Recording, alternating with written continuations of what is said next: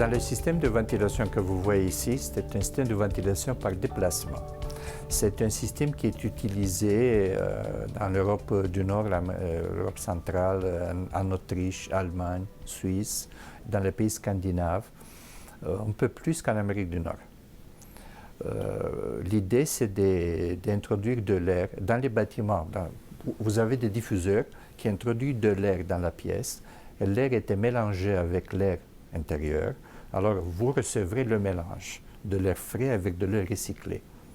Il était introduit normalement à 13 degrés, 14 degrés pour refroidir la pièce. Mais une autre option, c'est le système de ventilation par déplacement, c'est d'introduire de l'air au niveau bas, un pied, 2 pieds. Donc vous voyez en arrière ici, ce sont les types de grilles de diffuseurs de soufflage, à une température un peu plus élevée, 18, 19 degrés. Donc on a des économies de côté énergétique. L'air vient et la couche d'air se couche vraiment sur la terre et s'élargit. Ensuite, une fois qu'elle atteint une personne, nous sommes des sources de chaleur. Alors à cause de la chaleur, la personne va chauffer l'air qui va monter, va nettoyer, disons, va prendre les odeurs et dans le même temps va nous amener de l'air frais, pas de l'air de mélange de la pièce.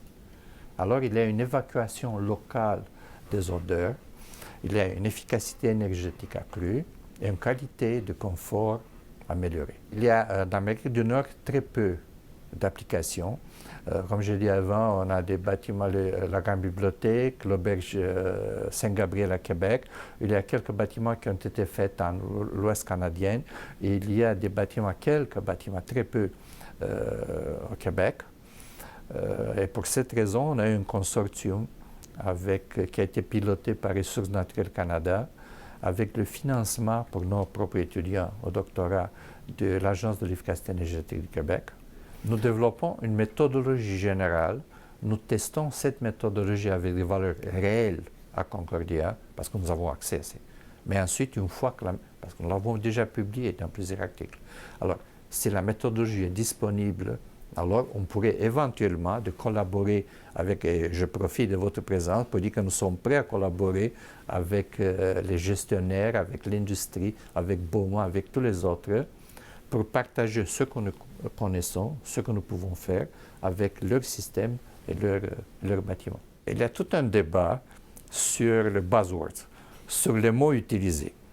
On utilise des bâtiments intelligents peut-être depuis 20 ans, 25 ans, les bâtiments intelligents.